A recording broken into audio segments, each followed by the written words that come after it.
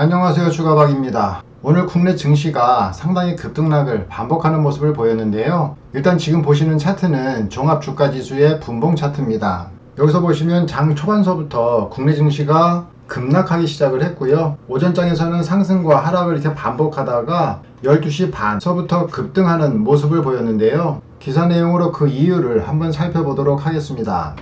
여기 기사 내용을 보시면 트럼프가 중국계 기자한테 중국에 물으라 라고 대답을 했는데요. 그 내용을 한번 잠깐 살펴보시면 여기 중국 기자가 트럼프한테 왜 미국의 검사 역량을 그토록 강조하느냐고 물었더니 전 세계에서 사람들이 목숨을 잃고 있다. 그러니 중국에 물어봐야 할 질문인 것 같다 라고 쏘아붙였다고 합니다.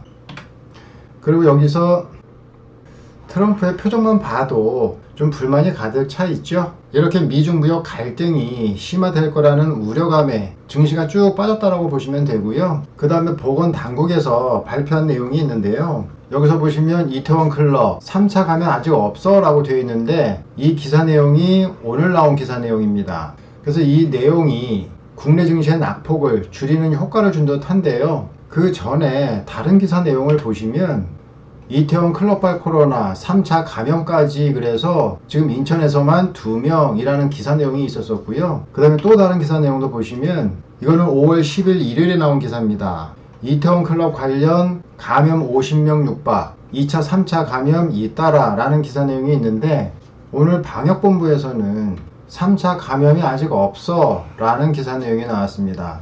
하지만 시장은 이 기사 내용에 반응하는 모습을 보였고요. 이태원 클럽에 대한 코로나19 확진 현황을 보시면 지금 현재까지 102명이고요. 서울을 중심으로 해서 인천으로 7명, 경기로 23명, 그 다음에 전북으로 1명, 충북으로 5명, 부산으로 1명, 제주로 1명 이런 식으로 분포가 되어 있는데요. 5월 6일 1명에서 지금 5월 10일 현재 102명이 됐습니다. 그리고 또 여기도 보시면 방문자 5,517명 중에 통화가 된 사람은 2,405명, 통화가 안 돼서 문자 발송한 사람은 1,130명, 연락이 안 되는 사람들이 1,982명, 거의 2,000명에 가깝죠. 사실 문제는 이 2,000명이 문제입니다. 2,000명이. 그래서 방역 당국에서는 좀 긍정적인 의견을 내놓고 있는데요. 머리로는 그렇게 될 수도 있겠다라는 생각이 들기는 하지만 심적으로는 또 2차 확산이 시작될까봐 불안한 마음이 더 크다라고 보시면 좀 될 것 같습니다. 자, 그래서 국내 증시는 미중 무역 갈등 우려에 큰 폭으로 하락을 했다가 방역 당국에서 긍정적인 발표를 하면서 좀 낙폭을 만회했다라고 보시면 될 것 같고요. 그리고 오늘 특징주도 한번 보시면 우선 TCM 생명과학이 상한가를 갔고요. 그 다음에 넥스트 BT, 플레이디가 상한가를 갔고요. 그 다음에 현대 리바트가 상한가를 갔습니다. 자, 이 종목들을 한번 살펴보시면 TCM 생명과학 같은 경우에는 동사의 시총이 514억입니다. 그런데 1560억 규모의 코로나19 진단 키트를 수출한다는 소식에 상한가를 보냈는데요. 시총 대비해서 거의 3배 이르는 금액이라고 보시면 되죠. 그러다 보니까 TCM 생명과학의 최대 주주인 넥스트 비트도 상한가를 갔는데요. 이것도 보시면 이렇게 상한가를 보낸 거래량이 전 거래량보다 많이 부족한 게 보이죠. 그래서 이런 걸 수급이 약한 상한가라고 하는데요. 수급이 약한 상한가 같은 경우에는 추가적인 상승이 나온다 하더라도 변동성이 커지는 경우가 되게 많습니다. 수급 상황도 한번 잠깐 보시면은요. 이렇게 떨어지는 구간에서도 개인들이 물량을 담은 게 보이고요. 이 개인들의 수급 주체를 한번 살펴보시면 오늘 수급 주체를 보시면 키움에서 72만 2천주가 들어왔고요. 그 다음에 NH투자에서 84만 7천주, 그 다음에 교보에서 127만 8천주가 들어왔네요. 이 증권사 모두가 수수료가 싼 단타개미들이 있는 증권사라고 보시면 됩니다. 그래서 단타개미들이 많이 들어오면 이건 당연히 변동성이 클 수밖에 없죠. 왜냐하면 짧게 치고 나가야 되기 때문에 조금만 올라가게 되면 바로 매도 세력으로 바뀌어 버리기 때문에 꾸준한 상승을 하기가 쉽지는 않습니다. 그래서 동 종목 같은 경우에는 만약에 현재 종가 대비해서 갭상승에서 시작하면 웬만하면 접근하지 마시고요. 종가 대비 개파락에서 시작하면 이때는 좀 관심 있게 지켜보시다가 눌림목 매매로 접근하셔도 괜찮을 듯 싶습니다. 자, 그 다음 종목을 보시면 플레이디가 있는데요. 이 플레이디 같은 경우에는 온라인 마케팅의 모든 서비스를 제공하는 업체고요. 이 업체가 뜬 이유는 온라인 관련 사업들이 코로나19로 인해서 수혜를 볼 가능성이 크다 보니까 이에 따른 광고 수요 증대 기대감에 플레이디가 상한가를 간 듯한데요. 거래량을 보시면 지금 여기 주변 거래량에 비해서 상당히 돌출된 거래량을 보이고 있죠. 그래서 지금까지 나왔던 거래량 중에서 최고가 터졌다라고 보시면 되고, 수급 상황도 한번 잠깐 보시면 장 종료 전까지는 14만 주 정도가 유지가 됐고요. 시간 외로는 36,000주 정도가 매도로 나와 있습니다. 이걸로 확실한 수급 상황을 파악할 수 있는 건 아니지만 그래도 죽자 사자 사려고 한 사람이 그렇게 많지는 않다라는 걸 볼 수 있고요. 수급 상황도 보시면 개인들만이 매수하고 있는 모습들이 보이고 있죠. 자, 그러면 개인들의 수급 주체가 또 누군지 한번 확인해 보도록 하겠습니다.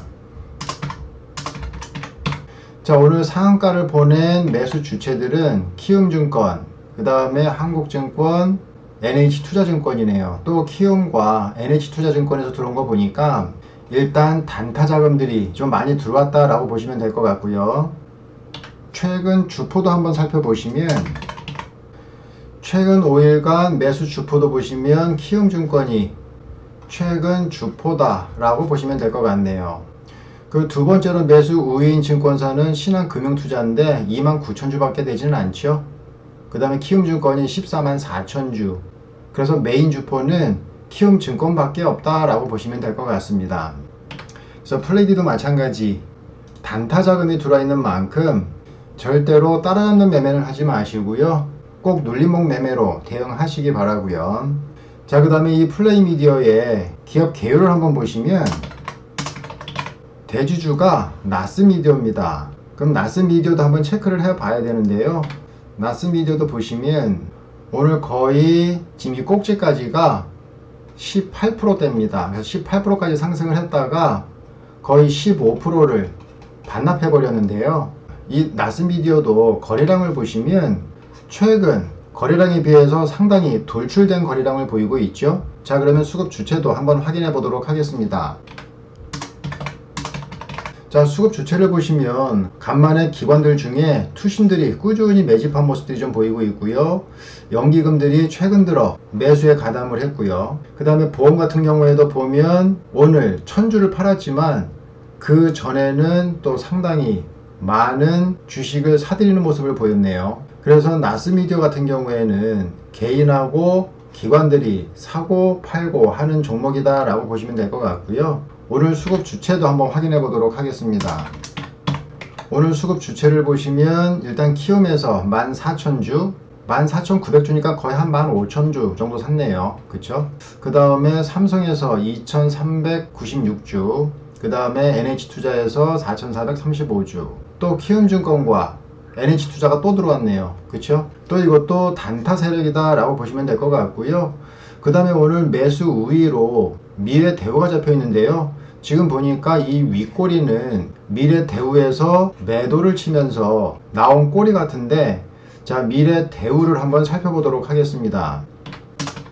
자, 전날 보니까 미래세대우에서 거의 한 10,000주 정도 매수를 했네요. 그쵸? 자, 그래서 차트를 보시면 이날 미래대우가 10,000주 정도를 매수를 했습니다. 그 다음에 이날 키움증권하고 NH투자에서 매수가 들어왔었죠. 그 다음에 뭐 삼성도 들어오긴 했지만 일단 단타 세력들에 초점을 맞춘다면 키움하고 NH투자가 들어왔을 때 이 꼬리 부분에서 14,000주를 매도친 증권사가 미래대우네요. 그쵸? 그럼 내일장에서는 전날 들어온 미래대우가 오늘 수익 실현하고 나갔으니까 키움이나 NH투자에서 매수로 가담을 한다면 추가적인 상승이 나올 수도 있겠네요. 그죠? 자, 그래서 나스미디어 같은 경우에는 내일 매매를 하실 때 오늘 매수세였던 키움이나 NH투자, 삼성증권에서 차익 실현을 하는지 안 하는지 그것만 확인하시면서 접근하시면 매매하시는데 조금 편하실 것 같고요. 자, 그 다음에 현대리바트도 한번 보겠습니다. 그 다음에 현대 리바트도 한번 보시면 현대 리바트 같은 경우에는 지금 1분기 잠정 실적이 상당히 좋게 나왔는데요. 자, 요거는 재무제표를 한번 볼게요. 자, 여기서 보시면 전년 동기 실적하고 단기 실적만 한번 비교해 보도록 하겠습니다. 자, 매출액 같은 경우에는 전년 동기 대비해서 18.7% 상승하는 모습을 보였고요. 그 다음에 영업이익도 보시면 전년 동기 대비해서 50.4% 증가하는 모습을 보였네요. 그 다음에 이제 단기 순이익도 보지만 저는 지배기업 소유 지분 순이익을 본다고 말씀을 드렸죠. 자, 그래서 지배기업 순이익을 보시면 27.8% 상승하는 모습을 보였네요. 그래서 전반적으로 보면 매출액도 늘었고 영업이익은 50%나 늘었고 그 다음에 순이익은 27.8% 거의 뭐 한 30%에 가까운 순이익을 냈네요. 그래서 지금 실적 기대치가 낮은 지금 시장에서 이렇게 월등한 잠정 실적을 발표하다 보니까 이렇게 상한가를 가는 모습이 나왔는데요. 자, 이 동 종목도 거래량을 보시면 주변 거래량에 비해서 거래량이 어마어마하게 터졌죠. 거의 뭐 3252%의 거래량이 터졌는데요. 그러다 보니까 이렇게 갭상승하는 모습도 나왔고, 저는 사실 이런 종목은 잘 매매하지는 않습니다. 왜냐하면 이런 종목들은 변동성을 예측할 수가 없어요. 그래서 이거는 정말 스캘핑이나 치고 빠지는 단타 말고는 대응 방법이 없습니다. 그래서 현대 리바트 같은 경우에는 초보자이신 분들은 접근하지 마시고요. 자, 그 다음에 수젠텍도 보시면 수젠텍 같은 경우에는 프랑스의 루이비통하고 뭐 까르띠에 같은 기업에 코로나 바이러스 감염증 진단 키트를 공급한다는 내용이 나오면서 급등하는 모습을 보였는데요. 수젠텍 거래량을 보시면 지금 현재 거래량이 주변 거래량에 비해서 그렇게 돌출되어 있는 모습들은 보이고 있지 않죠. 그러다 보니까 지금 이 상위 꼭지점 자리가 매물대 자리로 작용할 가능성이 큽니다. 그래서 현재 수젠텍 같은 경우에는 여기서 만약에 상승이 나온다면 여기 3만원 있죠. 이 3만원에서 걸릴 가능성이 큰 만큼 3만원에서는 어느 정도 수익 실현을 하시고 나머지만 추가적인 상승이나 추가적인 하락에 대응하시면 좋지 않을까라는 생각이 듭니다. 그리고 수젠텍 같은 경우에는 현재 종가 대비해서 여기 딱 전고점까지 30%의 갭이 남았습니다. 딱 상한가의 갭이 남았는데요. 상한가까지는 뭐 기대도 하지는 않지만 최소한 여기 3만원 부근까지는 한번 찍고 내려오지 않을까라는 생각이 듭니다. 그래서 수젠텍도 상위 매물대가 있는 만큼 조심해서 접근하시고요. 그 다음에 마지막으로 제넨바이오도 보시면 이 제넨바이오 같은 경우에는 그 오성재단과 공동으로 신약과 바이오 개발 플랫폼을 구축한다는 소식에 급등하는 모습을 보였는데요.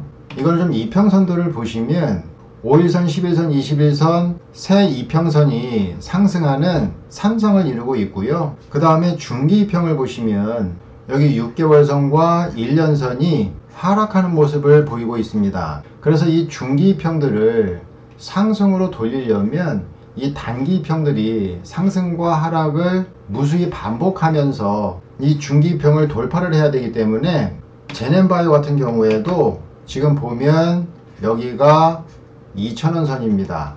그래서 목표가 2,000원 선 잡으시고 이 2,000원과 현재 종가 사이에서 수익 낼 자리가 나오지 않을까라는 생각이 드는데요. 자, 그래서 제넨바이오도 재료로 봤을 때는 상한가까지 보낼 재료는 아닌 것 같고요. 내일장에 2,000원까지 가면 어느 정도 차익 매물이 쏟아져 나오지 않을까라는 생각이 듭니다. 그래서 그거 미리 대비하셔서 매매하시면 좋지 않을까라는 생각이 듭니다.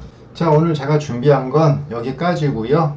수요일은 제가 개인적인 일이 좀 많아서요. 유튜브를 올리지는 못합니다. 그래서 수요일을 제외한 그 이후의 날들은 제가 자료가 수집되는 대로 바로 영상을 찍어서 올리도록 노력할 테니까요. 앞으로도 많은 관심 부탁드리겠습니다. 자, 그리고 제 영상 마음에 드셨으면 구독과 좋아요 부탁드리겠습니다.